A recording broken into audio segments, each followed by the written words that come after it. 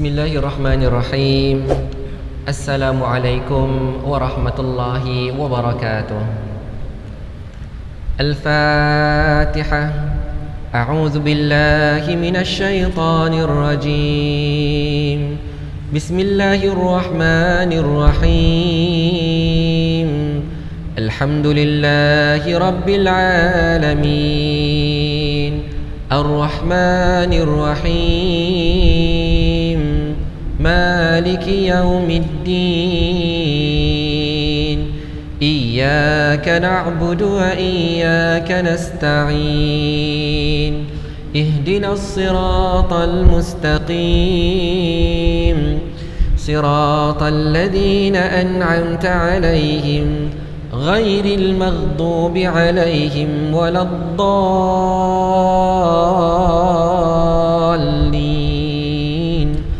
Amin. Bismillahirrahmanirrahim. Alhamdulillahi rabbil alamin.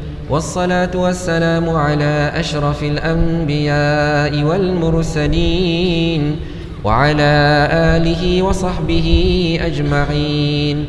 Allahumma rabbana zidna ilman nafi'a warzuqna fahman wasi'a. Allahumma aftah alaina hikmataka wanshur alaina min khazaini rahmatika ya arhamar rahimin.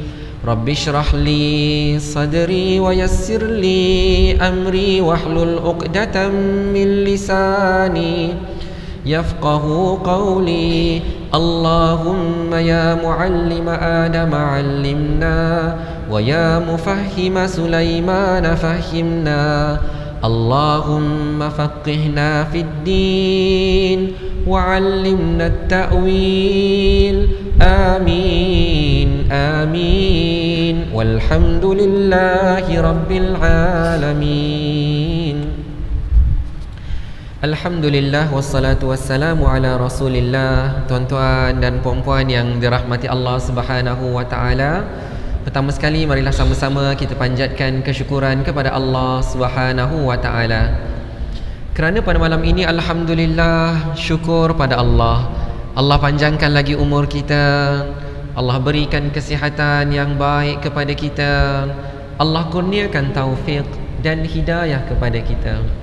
Bahkan Allah bukakan hati kita dan Allah lapangkan masa kita hingga sama-sama dapat kita datang ke rumah Allah Subhanahu wa taala pada malam ini. Alhamdulillah, sama-sama dapat kita dirikan solat fardu maghrib secara berjemaah. Alhamdulillah, sama-sama dapat kita beriktikaf di rumah Allah Subhanahu wa taala pada malam ini. Alhamdulillah, dan syukur pada Allah Subhanahu wa taala kerana pada malam ni sama-sama dapat kita teruskan lagi pengajian kitab hadis 40 karangan Al-Imam An-Nawawi rahimahullahu taala. Tuan-tuan dan puan-puan dirahmati Allah, kita masih lagi bicara tentang iman.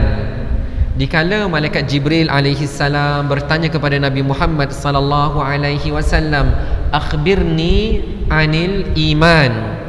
Beritahulah kepada aku tentang iman. Lalu baginda sallallahu alaihi wasallam menjawab, "An tu'mina billahi wa malaikatihi wa kutubihi wa rusulihi wal yaumil akhir wa tu'mina bil qadri khairihi wa syarrihi." Apabila malaikat Jibril alaihi salam bertanya kepada Nabi Muhammad sallallahu alaihi wasallam, "Wahai Muhammad, beritahu kepada aku tentang iman," maka Rasulullah sallallahu alaihi wasallam pun menjawab, "Iman itu kamu beriman kepada Allah, kepada para malaikatnya, kepada kitab-kitabnya, kepada rasul-rasulnya, kepada hari kiamat, dan kamu beriman dengan ketentuannya yang baik dan buruk." Jadi insya-Allah tuan-tuan dan puan-puan dirahmati Allah Subhanahu wa taala, pada malam ini kita akan kupas tentang rukun iman yang keempat, ya. Rukun iman yang keempat. Yang pertama beriman kepada Allah, yang kedua beriman kepada malaikat-malaikatnya, yang ketiga beriman kepada kitab-kitabnya, yang keempat beriman kepada rasul-rasulnya. Jadi tuan-tuan dan puan-puan dirahmati Allah Subhanahu wa taala, beriman kepada Rasul itu mudah saja untuk dilafazkan. Tapi sejauh manakah sebenarnya kita benar-benar beriman kepada para rasul yang diutuskan oleh Allah Subhanahu wa taala? Jadi kalau kita nak tahu, mestilah kita merujuk kepada apa yang disebutkan oleh para ulama tentang beriman kepada rasul. Jadi tuan-tuan dan puan-puan dirahmati Allah Subhanahu wa taala, huraian yang saya bawakan pada malam ini masih lagi bukan daripada kitab kita. Jadi tuan-tuan dan puan-puan dirahmati Allah Subhanahu wa taala, mungkin boleh buat catatan sedikit ataupun cuba ingat beberapa perkara yang saya cuba kongsikan daripada para ulama yang lain yang mensyarahkan tentang beriman kepada rasul. Kata para ulama, wal imanu bir rusul, beriman kepada rasul itu adalah at-tasdiq wal iqrar. At-tasdiq berarti kita membenarkan, ya, kita membenarkan, kita percaya. Wal iqrar, dan kita menetapkan bahawa bi anna Allah astafa minal bashari rusula, bahawa sesungguhnya Allah Subhanahu wa taala benar-benar telah memilih dalam kalangan manusia itu para rasul. Jadi tuan-tuan dan puan-puan dirahmati Allah Subhanahu wa taala, rasul itu dalam kalangan manusia saja, ya. Rasul ya Allah Subhanahu wa taala utuskan kepada manusia terdiri daripada manusia dan bukannya daripada malaikat, ya. Bukanlah Allah Subhanahu wa taala menjadikan rasul yang membawa kitab, yang berdakwah kepada kaum mereka daripada kalangan malaikat, tak.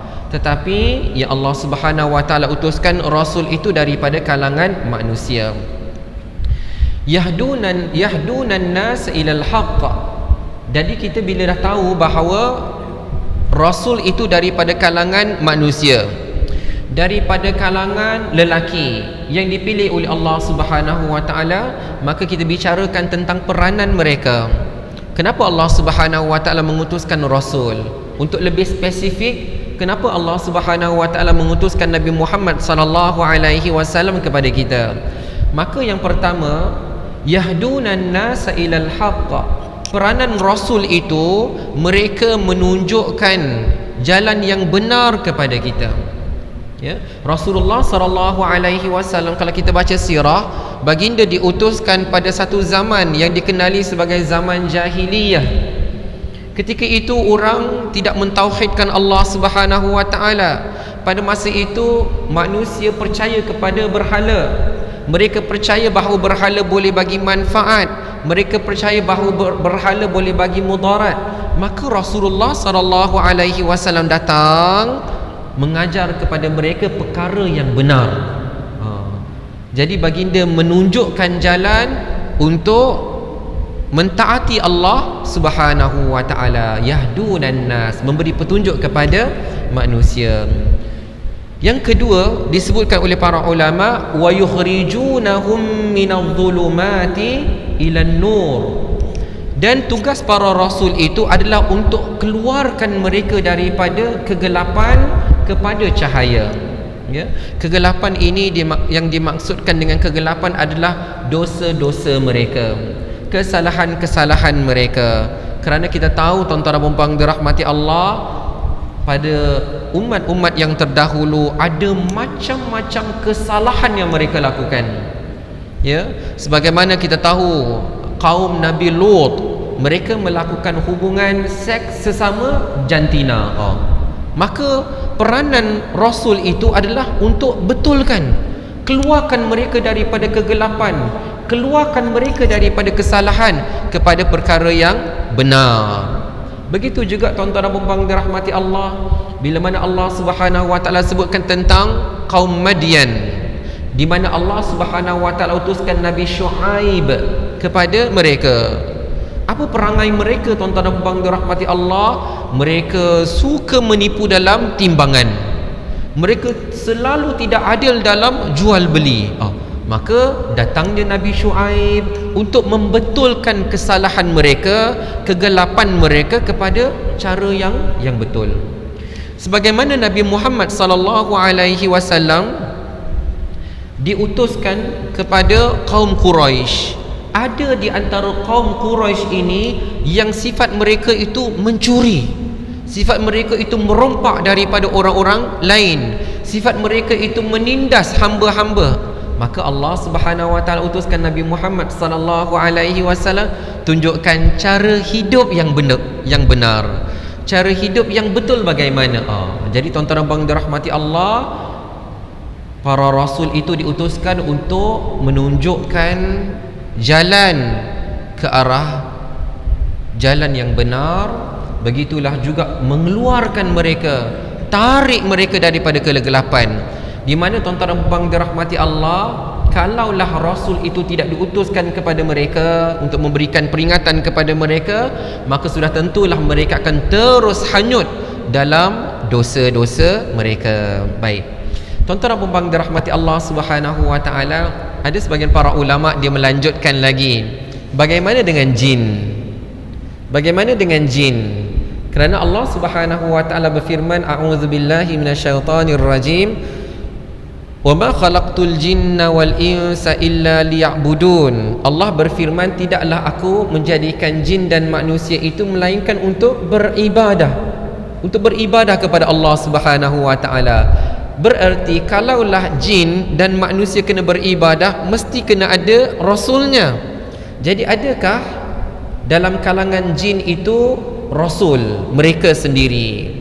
Maka para ulama menyebutkan wal jinnu laisa fihim rusul. Adapun jin tidak ada rasul dalam kalangan mereka. Allah tak utuskan rasul dalam kalangan jin. Bal fihim an-nudhur. Tetapi dalam kalangan jin ada pemberi peringatan. Sebagaimana yang Allah Subhanahu wa taala sebutkan di dalam suratul Ahqaf, ya, wa idh sarafna ilaika nafaran minal jinni yastami'una al-Qur'an. Dan ingatlah peristiwa semasa kami menghalakan satu rombongan jin datang kepada kamu wahai Muhammad, yastami'una al-Qur'an. Jin-jin itu mendengar bacaan Al-Quran yang dibaca oleh Nabi Muhammad sallallahu alaihi wasallam. Falamma hadaruhu qalu ansitu. Setelah mereka menghadiri, merapati Rasulullah sallallahu alaihi wasallam, mereka dengar bacaan baginda, mereka berkata, ansitu, diamlah kamu. Kenapa kena diam? Kena dengar betul-betul apa yang nak disampaikan oleh Nabi Muhammad sallallahu alaihi wasallam. Falamma qudiya wallau ila qaumihim munzirin. Maka apabila telah selesai baginda sallallahu alaihi wasallam menyampaikan Al-Quran, membaca Al-Quran kepada mereka, maka kembalilah mereka kepada kaum mereka, kepada kaum jin, ya, menyebarkan ajaran Al-Quran dan memberikan peringatan dan amaran kepada kaum mereka. Jadi tuan-tuan dan puan dirahmati Allah, ya, kalau kita baca surah Al-Ahqaf ni, ya, daripada ayat 29, 30, 31 dan 32, kita akan dapati ada kisah ini. Qalu ya qaumana. Yang nuzur, yang munzir, yang pemberi peringatan ni, bila mereka dah balik kepada kaum mereka, mereka berkata, ya qaumana, wahai kaum kami, kaum kita, kaum jin, inna sami'na kitaban unzila min ba'di Musa. Sesungguhnya kami telah mendengar Al-Quran. Kami dengar Al-Quran tadi yang diturunkan oleh Allah sesudah Nabi Musa alaihi salam, musaddiqan lima baina yadayhi, yang menegaskan kebenaran kitab-kitab suci yang terdahulu, Taurat, Zabur, Injil. Yahdi ilal haqqi. Al-Quran itu dia memandu kita kepada jalan yang lurus, jalan yang benar. Wa ila tariqim mustaqim, iaitu jalan kepada jalan yang lurus, iaitu agama Islam, ya. Jadi tuan-tuan dan puan dirahmati Allah Subhanahu wa taala, tidak cukup sekadar itu saja. Munzir, pemberi peringatan daripada kalangan jin ini juga menyebutkan, ya qaumana ajibu, wahai kaum kami, sahutlah. Jadi tuan-tuan dan puan dirahmati Allah Subhanahu wa taala, bila kita kata munzir, daripada kalangan jin ada munzir, ada pemberi peringatan. Maka peringatan-peringatan itu datang daripada rasul daripada kalangan manusia, iaitu Nabi Muhammad sallallahu alaihi wasallam. Mereka pun ingatkan, ajibu da'iyallah wa aminu bih. Kalian semua sahutlah ajaran yang dibawa oleh Nabi Muhammad sallallahu alaihi wasallam dan kamu berimanlah dengannya. Kata Munzir ini kepada kaum jin. Nescaya yaghfir lakum min dhunubikum wa yujirkum min azabin alim. Nescaya bila kamu sahut seruan dakwah itu, bila kamu beriman dengannya, maka Allah akan ampunkan dosa-dosa kamu dan Allah Subhanahu wa taala akan menyelamatkan kamu daripada azab siksa yang tidak terperi sakitnya. Jadi tuan-tuan bang dirahmati Allah Subhanahu wa taala, kalaulah daripada kalangan jin pun ada munzir yang memberi peringatan, maka begitulah juga daripada kalangan manusia ada yang saling memberi peringatan di antara satu sama yang lain supaya menyahut seruan yang dibawa oleh Nabi Muhammad sallallahu alaihi wasallam dan dalam masa yang sama beriman kepada Allah, beriman kepada Nabi Muhammad sallallahu alaihi wasallam dan patuhi semua yang Allah Subhanahu wa taala telah turunkan kepada Nabi Muhammad sallallahu alaihi wasallam. Tuan-tuan puan dirahmati Allah Subhanahu wa taala, disebutkan bahawa di antara peranan rasul yang disebutkan oleh para ulama, war rusul humul mukallafuna bi iblagh. Ya, rasul itu peranan mereka adalah untuk menyampaikan iblagh, yang kita kenali dengan istilah tabligh. Iblagh syara'i unzilat alaihim. Jadi kita kena faham tuan-tuan dan dirahmati Allah, para ulama menyebutkan bahawa rasul itu mereka ditugaskan untuk menyampaikan kepada kaum mereka syariat yang Allah tetapkan ke atas mereka. Ya. Jadi daripada sini kita boleh fahami, sebagian para ulama menyebutkan bahawa setiap rasul ada syariat yang berbeza. Cuma bila kita kata berbeza, tuan-tuan dan puan dirahmati Allah, bukanlah ni cara lain berbeza sangat-sangat. Pada asasnya hampir-hampir sama sahaja. Manakala daripada sudut akidah semuanya sama, tidak ada perbezaan. Jadi syariat yang Allah Subhanahu wa taala tetapkan ke atas rasul itu, maka dia wajib menyampaikan kepada kaumnya. Jadi sebagaimana Allah Subhanahu wa taala sebutkan di dalam Al-Quran ya. Jadi para ulama membezakan di antara rasul dan nabi. Jadi tuan-tuan dan dirahmati Allah Subhanahu wa taala, para ulama menyebutkan bahawa perbezaan di antara rasul dan nabi itu, bahawa rasul sebagaimana kita katakan tadi, Allah telah tetapkan satu syariat bagi rasul itu untuk disampaikan kepada kaum dia.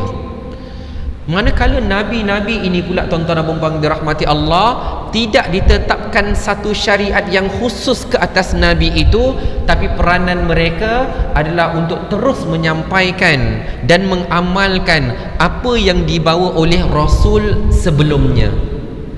Jelas tuan-tuan dan puan dirahmati Allah Subhanahu wa taala, kalau rasul itu dia ada syariat yang spesifik untuk dia, yang khusus untuk dia, yang dia wajib sampaikan.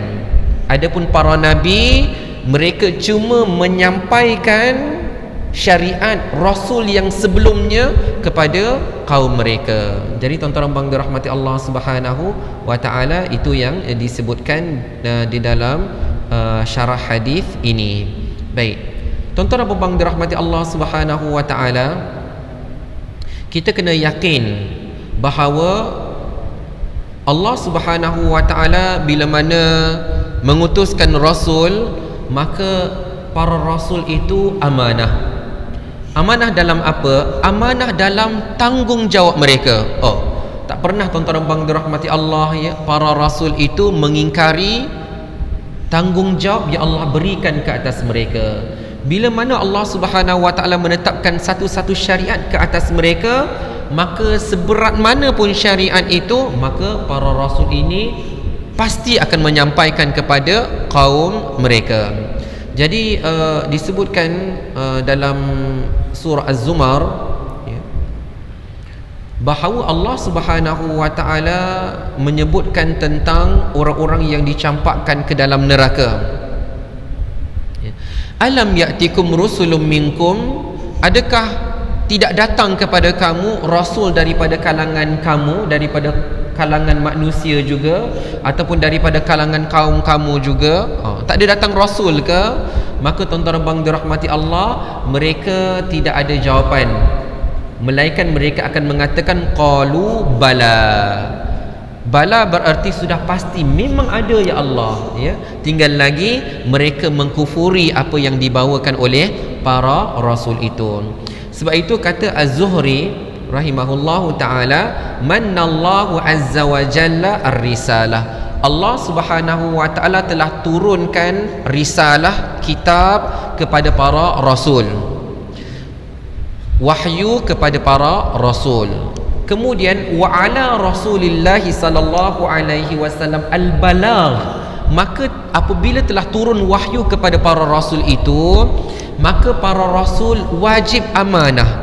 Amanah dengan cara mereka tabligh, mereka menyampaikan, ya, mereka menyampaikan apa yang datang daripada Allah Subhanahu wa taala kepada kaum mereka. Dan untuk kita, Nabi Muhammad sallallahu alaihi wasallam amanah dalam menyampaikan Al-Quran kepada kita. Baginda telah tabligh, menyampaikan segala-galanya kepada kita. Akhirnya kata Al-Imam Az-Zuhri, wa alaina taslim, dan menjadi tanggungjawab ke atas kita taslim, untuk menerima je dengan hati yang terbuka dan melaksanakan apa yang dibawa oleh Nabi Muhammad sallallahu alaihi wasallam. Tuan-tuan dan puan dirahmati Allah Subhanahu wa taala, disebutkan pula tentang bilangannya. Ya, tadi kita dah bagi tahu tentang, ya, ciri-ciri rasul itu daripada kalangan manusia, daripada kalangan lelaki yang dipilih oleh Allah Subhanahu wa taala. Kita dah bagi tahu tentang tugas-tugas mereka. Bahkan satu lagi yang saya nak sebutkan adalah tujuan Allah Subhanahu wa taala mengutuskan para rasul agar mereka yang kafir, mereka yang ingkar kepada Allah, tidak ada alasan di hadapan Allah Subhanahu wa taala. Contohnya, ya, bila mana mereka dibangkitkan di padang mahsyar sedangkan mereka kufur kepada Allah Subhanahu wa taala, ya, maka bila mana Allah nak menghukum mereka, mereka akan cuba mendakwa bahawa tak ada siapa-siapa pun datang bagi peringatan kepada kita, ya. Sebagaimana tuan-tuan dan puan dirahmati Allah, mungkin saya pernah cerita sebelum ini bagaimana hebatnya kita sebagai umat Nabi Muhammad sallallahu alaihi wasallam akan menjadi saksi kepada Nabi Nuh alaihi salam.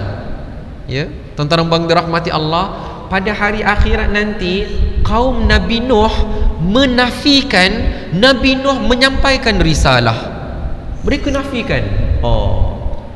Sedangkan tuan-tuan dan puan dirahmati Allah, apabila Allah bertanya kepada Nabi Nuh, wahai Nabi Nuh, adakah kamu memiliki saksi yang menunjukkan bahawa kamu betul-betul telah menyampaikan dakwah kepada mereka?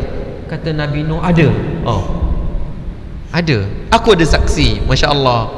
Jadi tuan-tuan dan puan dirahmati Allah, mana saksi kamu? Saksi saya adalah umat Nabi Muhammad sallallahu alaihi wasallam. Luar biasa sekali tuan-tuan dan puan dirahmati Allah. Kalau nak jadi saksi, biasanya kita kena jadi orang yang hidup sezaman dengan itu. Tetapi tuan-tuan dan puan dirahmati Allah Subhanahu wa taala, kita umat yang hidup di akhir zaman. Kita tak menyaksikan bagaimana Nabi Nuh alaihi salam berdakwah kepada kaumnya. Tapi masya-Allah, Allah Subhanahu wa taala jadikan umat Nabi Muhammad sallallahu alaihi wasallam mulia sehingga kita boleh menjadi saksi kepada Nabi Nuh alaihi salam. Ketika itu tuan-tuan dan puan dirahmati Allah, kaum Nabi Nuh menyangkal, mana boleh, mereka bukan hidup sezaman dengan kita, mereka hidup selepas kita.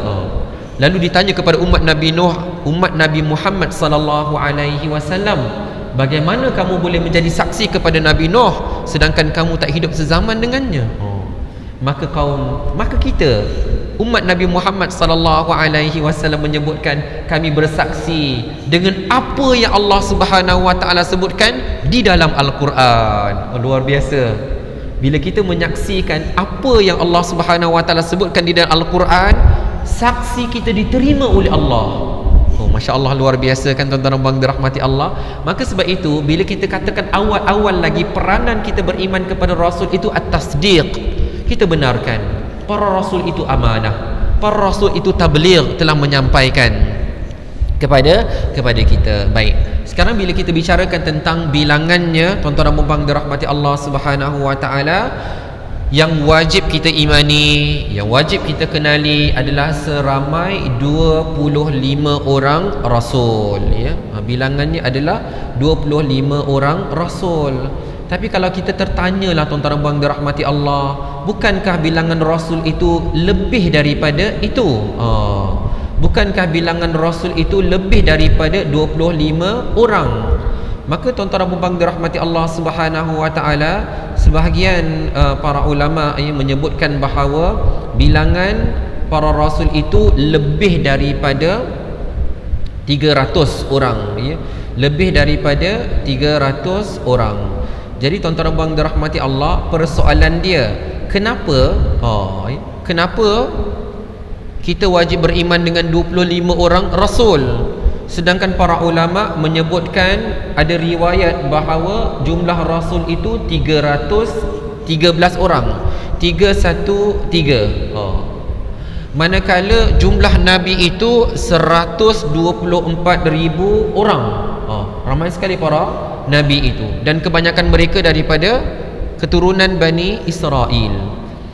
Jadi tuan-tuan dan puan dirahmati Allah, walaupun bilangan mereka tu ramai, ya, 313 bagaimana disebutkan dalam satu riwayat, tapi yang kita wajib beriman, ya, adalah secara khusus adalah 25 orang rasul. Kerana apa?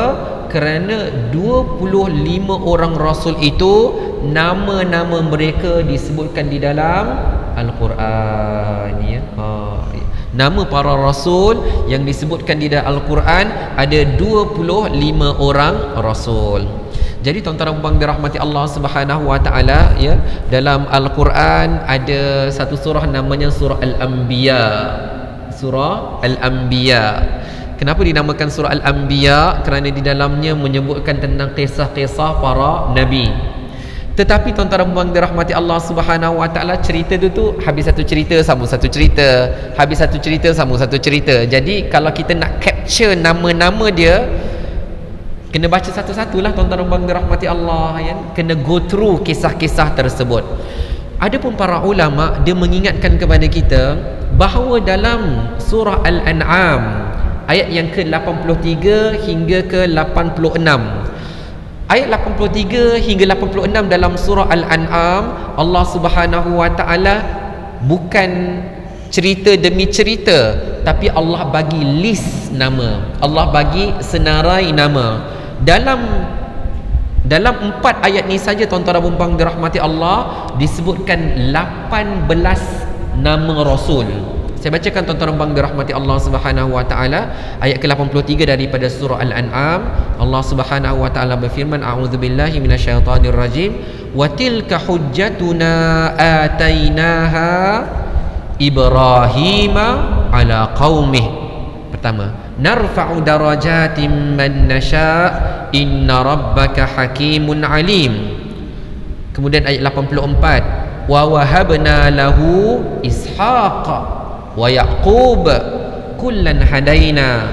Kemudian wa nuhan hadaina min qabl wa min dhurriyyatihi Dawud wa Sulaiman wa Ayyub wa Yusufa wa Musa wa Harun wa kadzalika najzil muhsinin. Kemudian wa Zakaria wa Yahya wa Isa wa Ilyas kullum minas salihin wa Ismail wal Yas'a wa Yunusa wa Luta wa kullan faddalna 'alal alamin. Jadi tuan-tuan dan puan dirahmati Allah, 4 ayat yang sederhanalah, tak panjang sangat pun, pendek saja, tetapi diberikan list di dalam ayat yang saya baca tadi saja dah ada 18 nama yang disebutkan.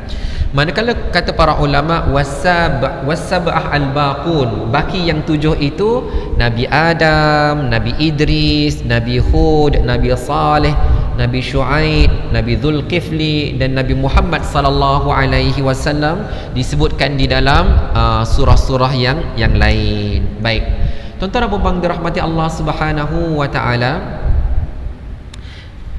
disebutkan oleh para ulama bahawa daripada kalangan para rasul ini pula, daripada 25 orang rasul itu pula, ada di antara mereka yang dikenali sebagai ulul azmi, ya. Ada di antara mereka yang dikenali sebagai nabi ataupun rasul ulul azmi. Rasul ulul azmi ini yang mempunyai keazaman, ya, yang kuat, jiwa yang kental, ujian yang besar yang mereka hadapi, ya. Jadi tuan-tuan dan puan dirahmati Allah Subhanahu wa taala, para rasul ulul azmi itu ada 5 orang. Yang pertama adalah Nabi Nuh alaihi salam. Apa ujian dia tuan-tuan dan puan dirahmati Allah? 950 tahun. Sekejap ke? Lama sekali tuan-tuan dan puan dirahmati Allah. Dia berdakwah kepada kaumnya siang dan malam. Sehingga dalam Al-Quran ada surah namanya surah Nuh, dalam juzuk yang ke-29. Apa kisah dia? Kata Nabi Nuh, qala rabbi inni da'autu qaumi lailan wa nahara falam yazidhum du'ai illa firara. Kata Nabi Nuh alaihi salam mengadu pada Allah, ya Allah, sesungguhnya aku berdakwah kepada kaumku siang dan malam, siang dan malam, hari-hari. Tapi apa yang berlaku? Falam yazidhum du'ai, tak bertambah orang yang mengikuti aku. Tak bertambah pengikut-pengikut aku, illa firara, melainkan mereka lari daripada aku. Masya-Allah, ya. Jadi tuan-tuan dan puan dirahmati Allah, selain daripada lamanya tempoh dia berdakwah, kemudian Allah Subhanahu wa taala perintahkan Nabi Nuh untuk membina bahtera. Tapi di tepian laut ke tuan-tuan dan puan dirahmati Allah? Di tepian pantai ke? Tak. Di atas bukit. Jadi tuan-tuan dan puan dirahmati Allah, dikecam lagi oleh kaumnya. Jadi tuan-tuan dan puan dirahmati Allah Subhanahu wa taala, itu di antara ujiannya. Bahkan ujian yang terasa berat bagi Nabi Nuh alaihi salam adalah apabila keluarganya sendiri, siapa? Isterinya. Kemudian siapa lagi? Anaknya tidak mengikuti dakwah yang dibawa oleh Nabi Nuh alaihi salam. Baik. Tuan-tuan dan puan dirahmati Allah Subhanahu wa taala, yang kedua Nabi Ibrahim alaihi salam, ya. Rasul ulul azmi yang kedua Nabi Ibrahim alaihi salam. Begitu banyak ujian dia, ya. Sehingga dia kena tinggalkan keluarganya di Mekah. Kat situ tak ada siapa-siapa tuan-tuan dan puan dirahmati Allah. Tidak ada perkampungan, dia tidak ada tanam-tanaman, tidak ada sumber air. Tapi perintah Allah, tinggalkan mereka di situ. Jadi tuan-tuan dan puan dirahmati Allah Subhanahu wa taala, berdua saja. Sanggupkah kita? Berat hati nak meninggalkannya. Tapi tuan-tuan dan puan dirahmati Allah Subhanahu wa taala, apabila Siti Hajar yang beriman kepada Allah Subhanahu wa taala berkata, kalau ini perintah Allah, kamu pergi. Kalau ini perintah Allah, kamu pergi. Allah takkan sia-siakan kami. Allah takkan biarkan kami. Masya-Allah, ya. Apabila Nabi Ismail alaihi salam, ya, sampai dia dewasa sedikit, ya, falamma balagha ma'ahu sa'ya qala ya bunayya inni ara fil manam anni azbahuka fanzur madza tara. Ya, ketika mana Nabi Ismail alaihi salam mula membesar, kemudian dia dah boleh berlari, Nabi Ibrahim alaihi salam sangat sayang kepada Nabi Ismail alaihi salam, satu-satu anaknya, satu-satu zuriatnya. Kata Nabi Ibrahim alaihi salam, sesungguhnya aku lihat di dalam mimpiku, aku lihat di dalam mimpiku bahawa aku telah sembelih kamu. Fanzur madza tara, ya. Maka apa pendapat kamu? Apa pendapat kamu wahai Ismail? Kata Nabi Ismail alaihi salam, qala ya abatif al ma tu'mar.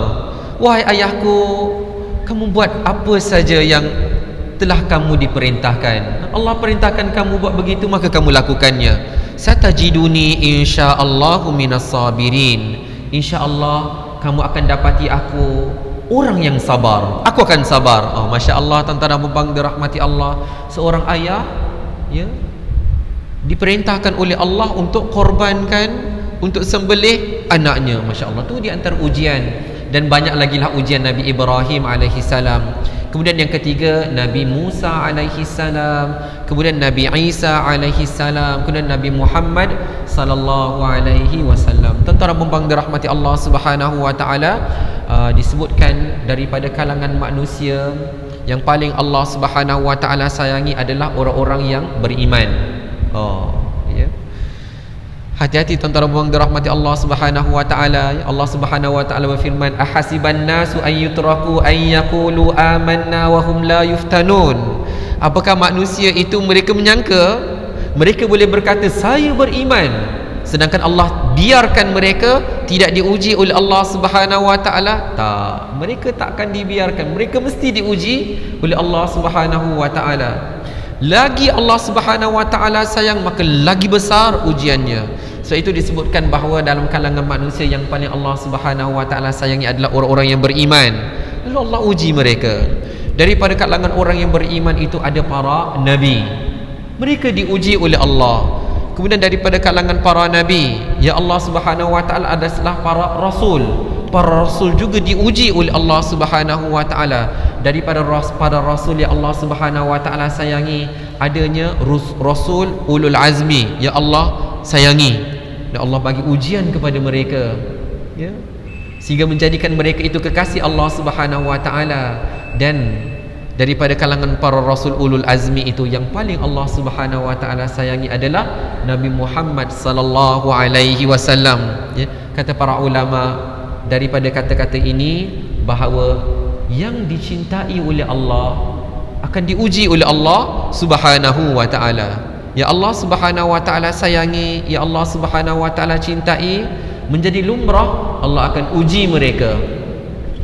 Maka sebab itu tuan-tuan dan puan dirahmati Allah, kalau kita mengambil iktibar daripada kekasih Allah Subhanahu wa taala Nabi Muhammad sallallahu alaihi wasallam, para ulama menyebutkan, ya, betapa berat ujian yang dihadapi oleh Nabi Muhammad sallallahu alaihi wasallam, ya, diancam bunuh bukan daripada orang lain, tapi daripada kaum Quraisy sendiri, daripada kaum Nabi Muhammad sallallahu alaihi wasallam sendiri, ya. Baginda terpaksa meninggalkan kota kelahiran baginda sallallahu alaihi wasallam, berhijrah ke Madinah Al-Munawwarah. Bahkan apabila baginda sallallahu alaihi wasallam berkeluarga, ada di antara mereka yang meninggal dunia. Bahkan para ulama menyebutkan, siapa di antara kita yang memiliki 7 orang anak, lalu 6 daripadanya meninggal dunia sebelum kita? Itulah Nabi Muhammad sallallahu alaihi wasallam, di mana anak-anak baginda sallallahu alaihi wasallam meninggal dunia dan baginda sallallahu alaihi wasallam menyaksikannya, baginda menguruskannya. Begitu ramai sekali tuan-tuan dan puan dirahmati Allah, kesemua anak-anak lelaki baginda meninggal dunia dan baginda menguruskannya. Jadi tuan-tuan dan puan dirahmati Allah, kata para ulama, kalau ada di antara kita yang rasa berat dengan ujian daripada Allah Subhanahu wa taala, maka lihatlah ujian yang Allah Subhanahu wa taala berikan kepada Nabi Muhammad sallallahu alaihi wasallam itu sebenarnya jauh lebih hebat, jauh lebih berat daripada apa yang kita sebenarnya hadapi. Jadi tuan-tuan dan puan dirahmati Allah Subhanahu wa taala, demikianlah beberapa perkara yang kita harus tahu tentang beriman kepada para rasul, ciri-ciri rasul itu, ya, apakah peranan mereka, apakah tugas mereka. Dan tuan-tuan dan puan dirahmati Allah, oleh kerana kita umat Nabi Muhammad sallallahu alaihi wasallam, menjadi kewajipan ke atas diri kita untuk mencintai baginda, untuk membenarkan semua yang dibawa oleh baginda, untuk berselawat ke atas baginda, dan untuk mentaati segala yang dibawa oleh Nabi Muhammad sallallahu alaihi wasallam, bukan sekadar mentaati, bahkan mencontohi sunnah-sunnah Rasulullah sallallahu alaihi wasallam di dalam kehidupan kita. Jadi tuan-tuan dan puan dirahmati Allah Subhanahu wa taala, insya-Allah sekadar tu saja yang saya nak huraikan berkaitan beriman kepada Rasul. Insya-Allah dalam pertemuan yang akan datang masih lagi bicara tentang iman, kita akan masuk kepada beriman kepada hari akhirat pula insya-Allah. Jadi tuan-tuan dan puan dirahmati Allah, kita akhiri kuliah kita dengan tasbih kafarah dan suratul asr. Bismillahirrahmanirrahim. Wal 'asr innal insana lafi khusr illa alladhina amanu wa 'amilus salihat wa tawasaw bil haqqi wa tawasaw bis sabr. Subhanakallahumma wa bihamdika asyhadu an la ilaha illa anta astaghfiruka wa atubu ilaik. Bismillahirrahmanirrahim. Alhamdulillahi rabbil alamin. والصلاة والسلام على أشرف الأنبياء والمرسلين وعلى آله وصحبه أجمعين. اللهم إنا نسألك علما نافعا ورزقا طيبا وعملا متقبلا. ربنا آتنا من لدنك رحمة وهيئ لنا من أمرنا رشدا. ربنا آتنا في الدنيا حسنة وفي الآخرة حسنة وقنا عذاب النار. وصلى الله على سيدنا محمد وعلى آله وصحبه وسلم والحمد لله رب العالمين. وبارك الله فيكم والسلام عليكم ورحمة الله وبركاته.